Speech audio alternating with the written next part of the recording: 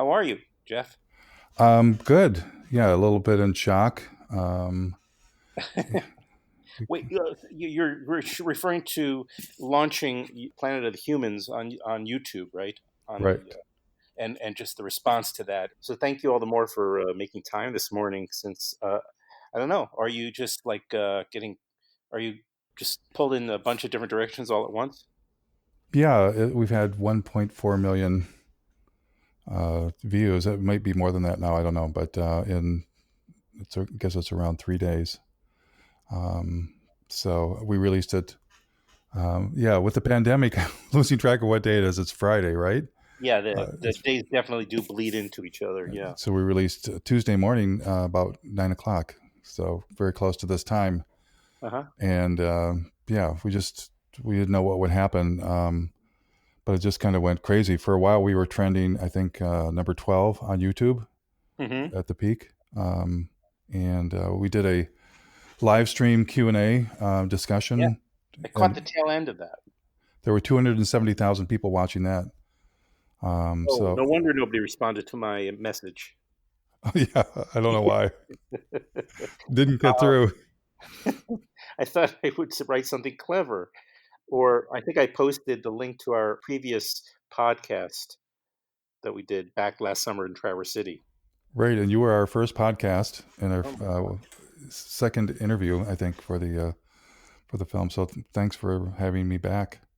Oh yeah, no, I thought, this is good to do this and to make those out there aware, those few who don't who aren't already aware according to your statistics. But just to spread the word as much as possible that this one of the I think one of the most important documentaries in years is now available, and B, for the low cost of zero. Free, right. Free, free cash money. Free, as they say. Yeah, Yeah, at it's least like stimulus viewing. say it It, again. I say it's like it's like stimulus streaming. Stimulus streaming. Yeah, I mean it's a couple things. It's joke, but Yeah, it's stimulus streaming. Well, yeah, it's a free stimulus. I mean, okay. Yeah, that's true. and you might be stimulated by the movie, or you might be in a different kind of mood. But I think you'll have an experience. Which is Yeah. really our goal. Is I know it seems absurd. Like, what's your mission? The first mission is to just make a movie that's watchable, enjoyable, and hopefully a movie worthy experience. Well, honestly, when I saw it last summer, first of all, in anticipation of my trip to Traverse City, I did a podcast with Michael, and he me very aware of your film, and made a point of telling me that I needed to see it, and so I did go to your premiere, or I went to one of the I think the second screening.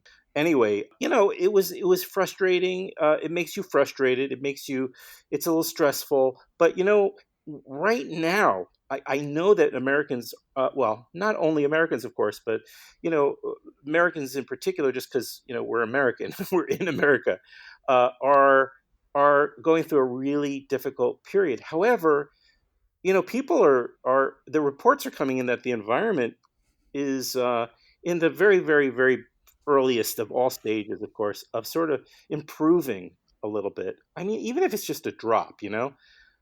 So and maybe now is actually the perfect time to see Planet of the Humans. Well, that's a good point, Adam.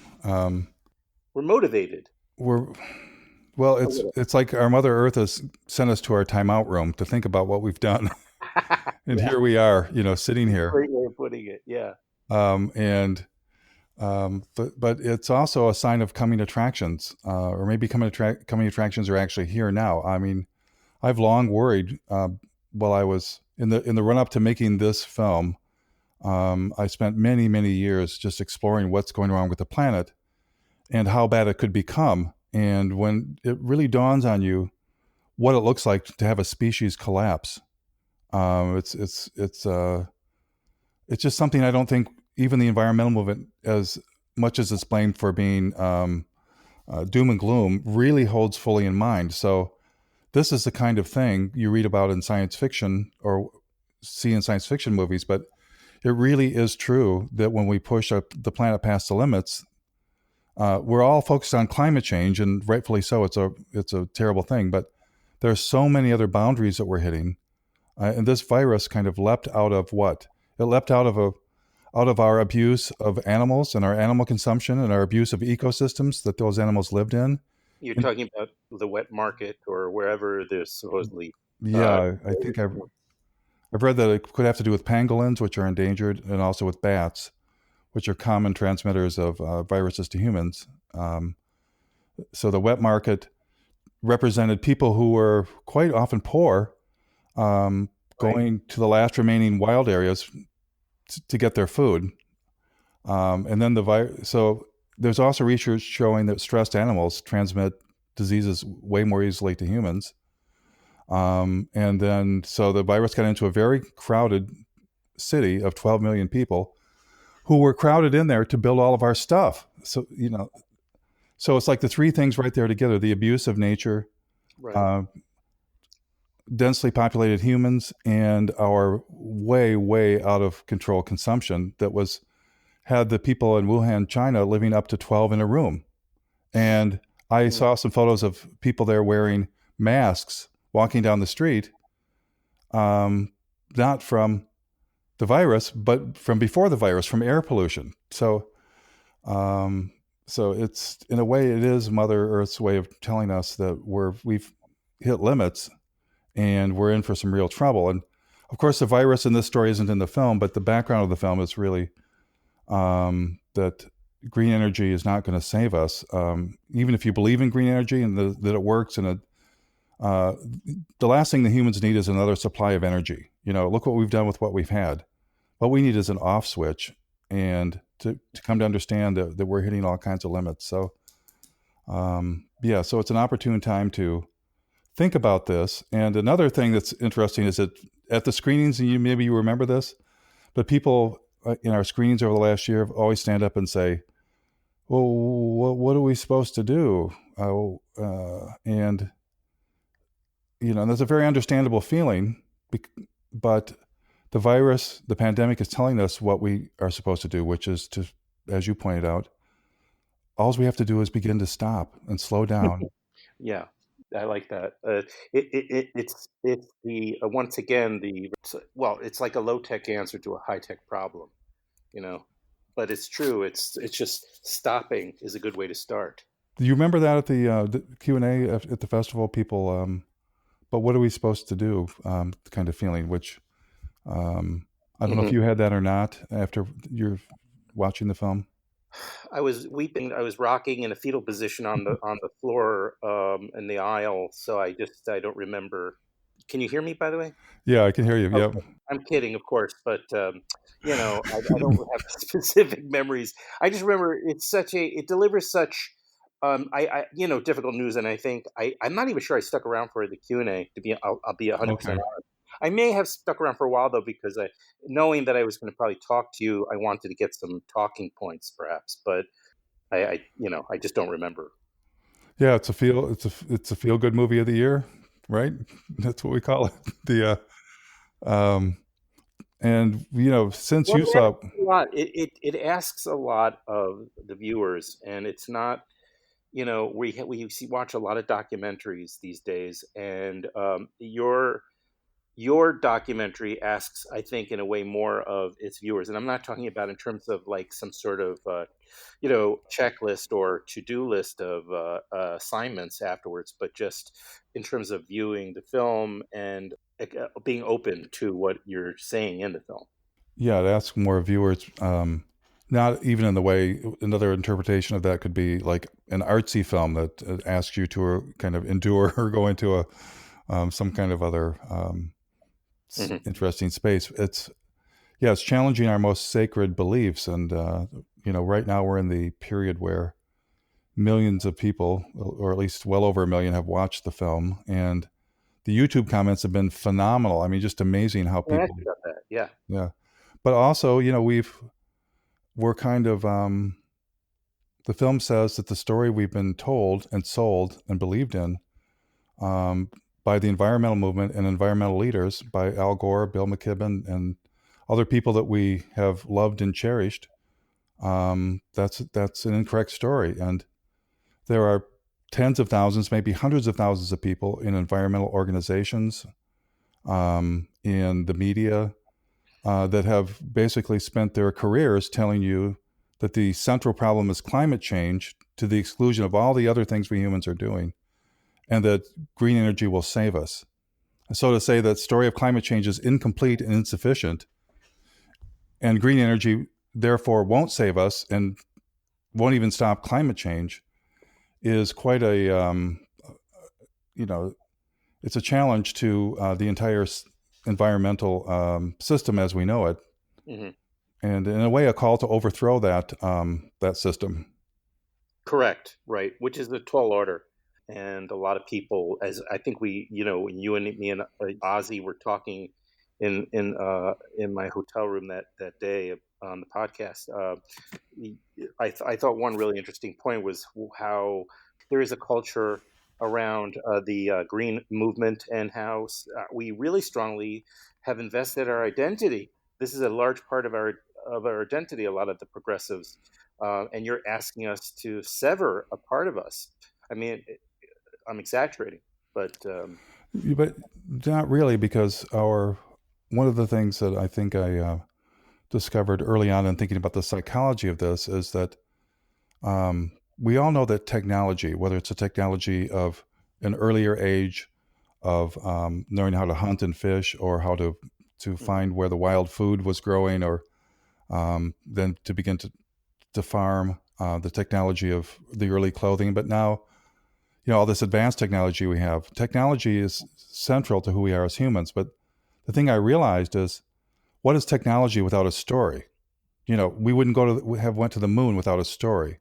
We wouldn't have known where to go find the next food that was ripe, where the berries were ready to be harvested, where the next wild game was, without a story, about that, and a map that's actually a story too. So um, I realized that stories plus technology are really at the core of what it means to be human, and that the problem with humanity right now isn't the technology.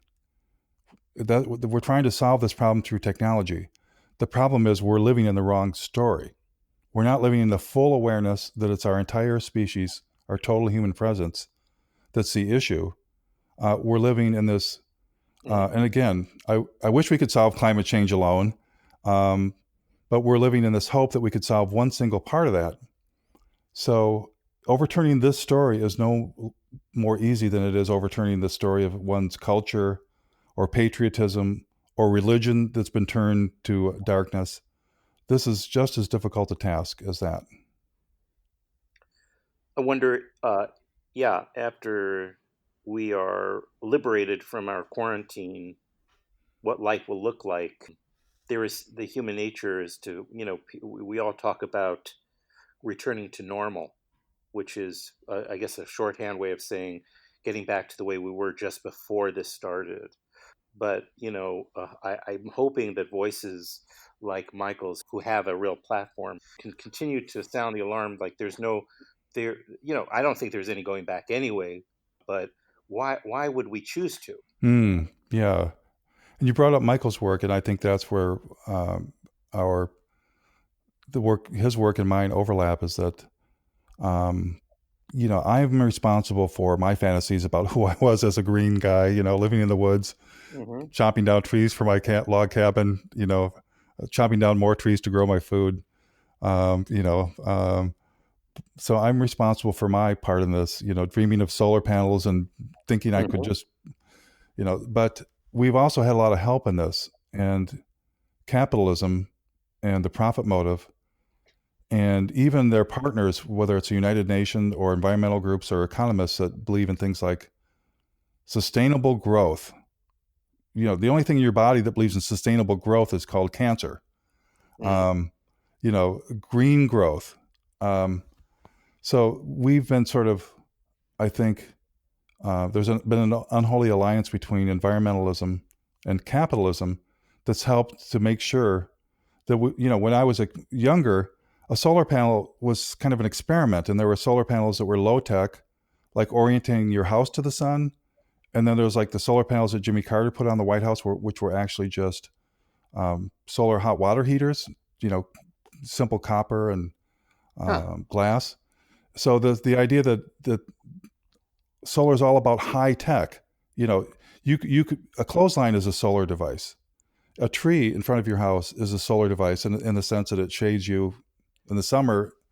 You know, so we got away from the things about of design that could be low tech and less Mhm. consumerish, and the only thing that's been left over is this fantasy plastering a million square miles with basically the same technology that's in your phone that we all know is destructive. Somehow that's going to save the planet. So that's, I think, the driver of the first low-hanging fruit to deal with, as difficult as it is consumerism and capitalism and our addiction to growth. It will take time to deal with redesigning society and figuring out how to have fewer people in a sustainable, just just way that doesn't you know repeat the abuses of the past. Mhm. Yeah, well, as soon as like there's a sense of some sort of movement, then there's a always someone there to try to monopolize on it, even if they maybe don't have nefarious intentions. But it ends up becoming that way, as we see in the film. You know, I don't know that certain people go in with the idea of like exploiting the green movement, but that's what happens. It seems. I think it sort of happens. One of my guesses is that whether you're whatever kind of environmental leader you are, this is changing the course of humanity is really difficult, and I believe it was just too tempting to think Yeah. maybe if we enlist business, maybe if we enlist corporations, maybe if we enlist bankers, Hmm. somehow that will do it. And little did we realize, and Getting in bed with the yeah, they with the change you. And yes, I right, can't remember right. his name, but Michael and I heard an activist when we were in high school that said, people have this idea they can get in the system and change the system, and most of the time the system changes them. Makes sense, you know. Yeah. Uh, we're talking to Jeff Gibbs, who's the director of Planet of the Humans, which premiered on YouTube for free just this past Tuesday morning. Wow, tell me about the decision, just to switch gears for a moment. What went into your decision to distribute like this? Did this decision, it had to have had happened or been made rather prior to the pandemic, I'm guessing, but maybe I'm wrong. We've been thinking about this for a while. You're correct, and personally, having invested so much into this film, many years, and many people around me having invested a lot of time, it it's you know yeah, we were I trying should have trying to asked you think to this through. talk about this. I don't know if you can. Sometimes it's hard to talk about this stuff. No, So it's okay.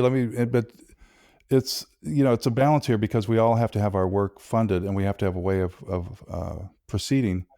And yet, when you ask yourself, given the fact, if you really believe the planet's in serious trouble and we're in trouble, what are you willing to sacrifice? And so, with the 50th anniversary of Earth Day coming up, that was one of our thoughts. And then with the pandemic, really making finances difficult, and then thinking through, and we haven't dismissed any options, but just starting to think through is really participating with other corporations in distributing this movie, is it the right thing? So right now, at this time, the right thing felt for Earth Day and for the pandemic to just give it free of charge, and and I'll just continue to get by as I always have for now. and correct me if I'm wrong, by making the choice you made to put it on YouTube, you've left a very small, if not the smallest, carbon footprint possible. One of the difficult things about filmmaking is, we have to have a footprint to do this and even to Yeah. do our technology. But, Well, then film they're festivals, in movie theaters. you know, movies in theaters, though, I think at a different time represented the ability to go to a theater without having to travel the world and to hear different stories. And so I think they're kind of could be a low impact um, kind of experience. But then we developed this culture of film festivals in which we all, fly there and drive there, and then you fly to the thing to promote your film. So, we've got to rethink, I think, how we do business and what it means to distribute films, and maybe films bring the world to us instead of all of us traveling the globe to promote and watch films. Well, I mean, I don't know if it will even be a choice. Tell me more about what you feel about that. In terms of festivals. Yeah, what do you think is in store for our future, Adam? Yeah, gosh, oh my God. I mean, I've been sort of postponing giving that too much thought. I mean, I have a wait and see attitude, honestly. But I mean, I feel like for sure the community of film festivals are rethinking everything at the moment and looking at the road forward. Um, I really don't know. I mean, I'm not going to hazard to guess about. Again, it goes back to what I said before. Is it the intention just to get back to the way it was, or maybe it's an opportunity to look at what makes the most sense going forward? And so, or I think maybe things are just a little bit more localized. I mean, I don't know. I really don't know. I, I just know that films, they're in peril. yeah, and films are one of our tools that help us communicate with each other and Right. create change as well. So I don't think when I think about what we're in for, I don't know if we don't know how and if this is going to let up, and um, Mm. so I believe that it will let up at some point, but um, I don't think we've, if people are wondering, what do I visualize happening with humanity? I frankly don't know, even outside of the virus, Hmm. um, bec- because all I know is that a collapse in which we don't intentionally um, shrink our human presence, our consumption, the number of people uh, over time, and in the way in which we care for everybody, um, ending our addiction to growth, ending our addiction to capitalism. All I know is if we don't do that, the collapse is going to come to us, and that I wonder whether we'll have anything left at all. Um, that's what my research says about when a species collapses. It often goes down to either a very small population or zero permanently, and that's what I'd like to avoid. But whether we're um, living in a small technological society or we're living in a more pastoral, agricultural civilization, or some combination, I really don't know, and I don't think we have that figured out yet.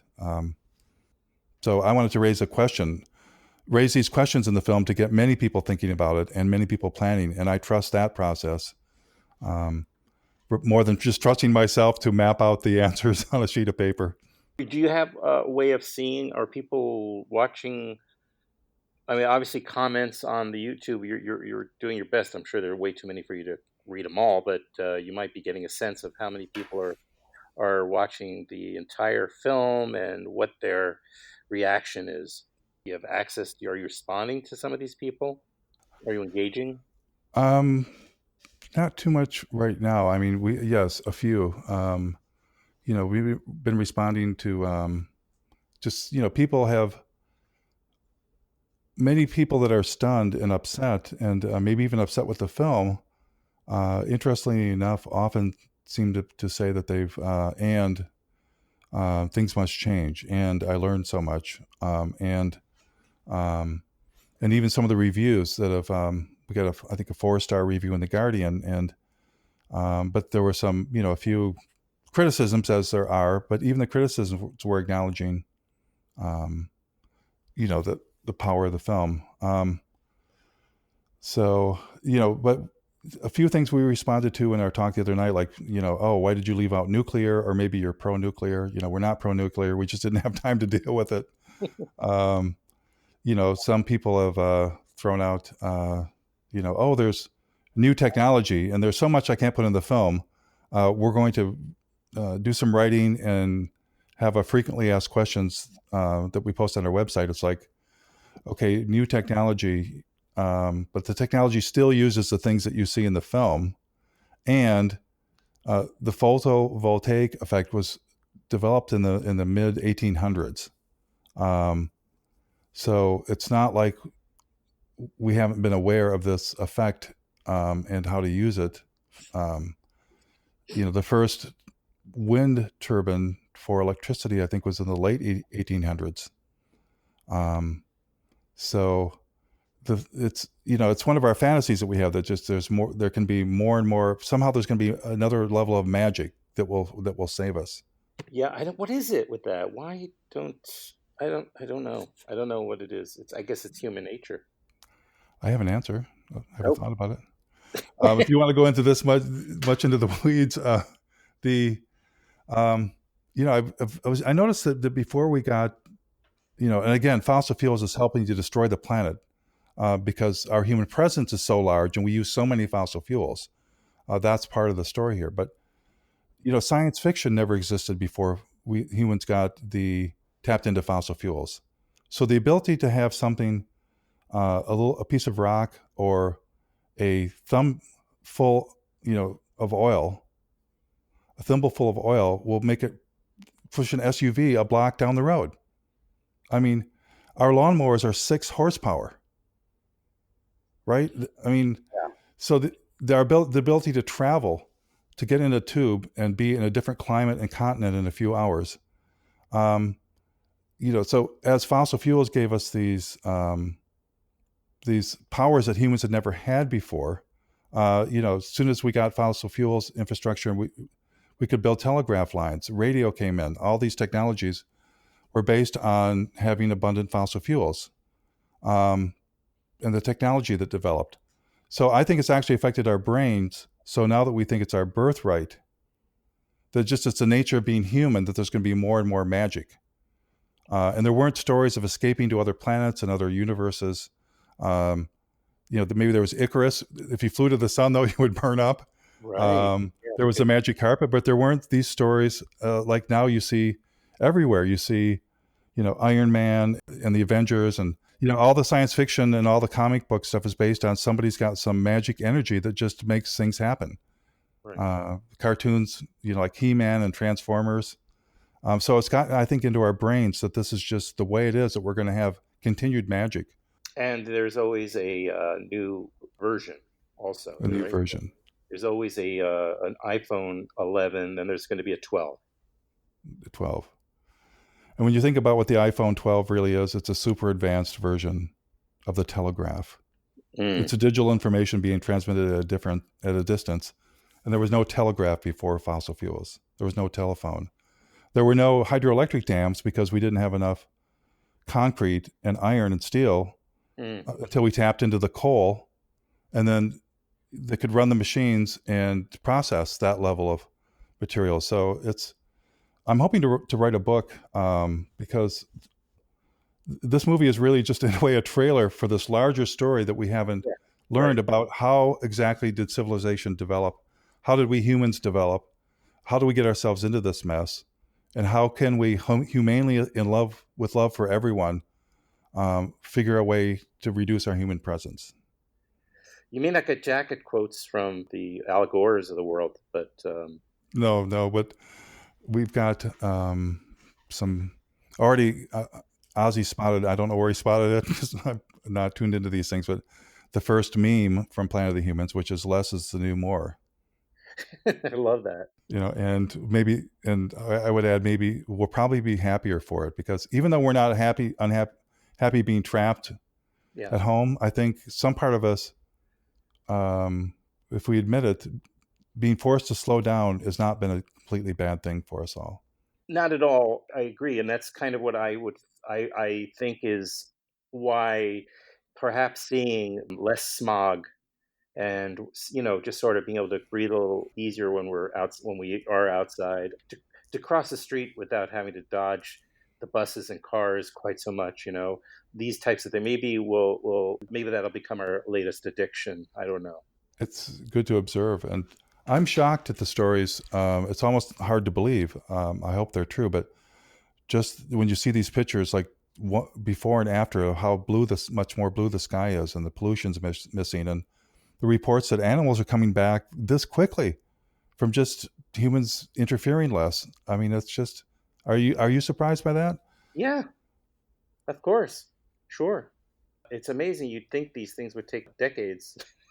I mean, I'm exaggerating, but But no, these you really, we progress would do. take ages, just considering how long we've been taking to, do the destruction part of it. But I guess even that hasn't been that long in terms of our history, right? I mean, the amount of damage we've done is like the last 30 years. It's exponential, though. That's a great point. Yeah, that's part of what's been the bee in my bonnet, and I wish we had more bees in all of our bonnets. But it's been. Um, I heard a report that I cannot track down for the life of me, but I know I heard this news report, and I've just looking at what's happened to the other data. This makes sense. After the year 2000, there was some state of the planet report that was compiled by thousands of scientists, and one of the maybe it was a reporter summarizing it or something. Maybe that's what I heard. But that in the last 50 years, in my lifetime, humans had consumed more resources than in all of previous human history. Sure. And that like messed me up. And then it said, and we're on track to do it again in the next 30 years because it's exponential, as you just said. I'm like, that is a definition of suicide. Right. And I mean, do I sound terrible when I say, climate change isn't the whole thing? I've been desperately depressed about climate change. When it dawned on me, it's this whole bigger thing. I was like, that really is what blew my mind. Yes, and I appreciate when scientists who we occasionally hear from these days. I don't know. The media doesn't seem to go out of their way to give them as much of attention as some of our politicians. But the interconnectedness of how we found ourselves in this predicament.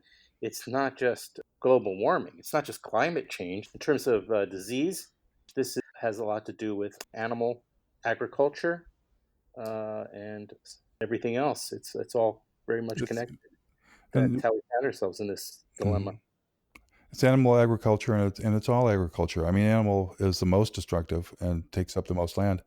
But when whatever you clear a piece of land for, interest, then you know even clearing land to grow plants is essentially 100% wipeout of that ecosystem. And as we all reduce or eliminate our meat eating, the ironic thing is that throughout human history, as humans have gotten into overpopulation, they have switched from eating meat to eating plants, because you can feed more people. So, well, it makes sense to try and drastically reduce that impact. And I'm so happy that they put out movies like Cowspiracy, which also took on sacred cows like we do. Again, without the frame of humans are hitting limits, um, a vegan culture will save some impacts, but will still be, um, consuming resources, mining for our materials, will still be, we'll just be heading towards other limits unless we have an off switch. So does that make any sense? That with Yeah, yeah, lacking yeah. an off switch, we'll just feed ourselves into 15 billion people living on plants instead of 8 billion people living on a mixture of things. Sure. We keep finding ourselves finding the same old hackneyed solutions instead of looking for better solutions. We're looking for partial solutions, Okay, and temporary or yeah, fixes. I don't know. which some of which are very, very important. Like we should be trying to preserve every place where there's biodiversity that we can. That's desperately important. And yet, growth continuously incurs, and eats up more of what we're trying to preserve. Even under Clinton Gore, there was an expansion of logging and deforestation. It didn't stop just because we had Democrats in office. Yeah, I don't want to. I'm trying to figure out how to avoid going just in a new direction here with the conversation Yeah. because yeah, it's a trigger for me. But the Democrat Party right now. But anyway, I'm just going to urge everybody. listening to do themselves an enormous favor and watch Planet of the Humans. Go to YouTube and just search Planet of the Humans; it'll come right up, and you can see the full documentary. Right, it's on Michael's YouTube channel. Michael's YouTube channel. It's also, you can get to it from our website, planetofthehumans.com. Oh, right, and visit there too, and sign up if you're interested in continuing the conversation after you see the film. Right now, as of 3 days, it's at 1.4 million views, which is a good sign. Yeah, I think it's getting out there, and but it's just the beginning. So we're hoping many more people watch, and we're going to need to do lots of podcasts like this. I so appreciate it, and our own podcasts, and we'll be doing some writing some Okay. articles, and we'll be out there in the next coming weeks because this is going to take a lot of processing. That's for sure. And are you involved in Rumble actively, or are you? Not actively beyond whenever Michael wants to have us on, but we'll be starting our own Well, you're on plan. episode 72 to plug the and 71. I Yep. see. You were talking obviously about the preparing for the premiere. Yep. And then on Earth Day, our Earth Day conversation. Oh, and So, the Earth Day. Okay, I'll have to catch up a little. Yeah, I had to kind of withdraw after Bernie dropped out for a few weeks because I just I kind of threw up my hands, But I yeah. wasn't, nor was I surprised. I'm not a child anymore, so I mean, there was a gleam of hope for a while there, Yeah. It seemed just like, for a time. But whether it's him or his message, I believe he made a big impact. and I remind Michael of that too. It's, I think, especially Capitalism Love Story. We weren't talking about capitalism before that. And there was no Bernie and Elizabeth Warren Right, before, and Sicko. And then, we don't have universal health care, but we got Obamacare. So I think we got to remember that Bernie's legacy will have changed things. But yeah, it seemed like anyone who wants to push the boundaries can quickly get crushed, and right. Well, we're it's also we're going to be American. dealing with some of that too, Adam. Frankly, and Oh, we're gonna, yeah, yeah, Americans just also seem to be very afraid of change. Maybe that's just human nature in general. But Americans are supposed to be these pioneers, and et cetera, et cetera. It's kind of good branding, but I'm not sure it really applies. I don't know if I ever told you this when we met up in Michigan last summer, but the first time I've met Michael a number of times over the years. But the first time I ever met him, I was at the Directors Guild Theater, in Midtown, and he was in the lobby, and I had just seen Sicko, and I went up to him and I said, after seeing your film, I'm moving to Canada. I was kidding. And he was so yeah, serious. He goes, "Oh no, you have to stay, and you have to stick it. You have to fight the good fight." He was just so earnest. Maybe he knew I was kidding too, though. But it was half a nice. kidding, He was, yeah. yeah, Canadians, if you're listening, I guess we can't travel to Canada now, so never mind. I was going to say that could be a good escape valve, but yeah. So even right now, that's off limits. So, um, yeah. well, I really appreciate you Okay. coming back to this conversation, and hope we can, maybe down the road, be happy to keep it going. Oh, I'd love it. No, I'd love to check in with you periodically. I think that would be super. Yeah. All right. Well, thanks for what you're doing and having us on, or having me on this time. Oh yeah. No, thank you for making the time. I'm so glad we can make it work. And yeah, we'll check in soon. Okay, great. Anything All else? right. No, that's good. I think we're good. Wonderful. Okay.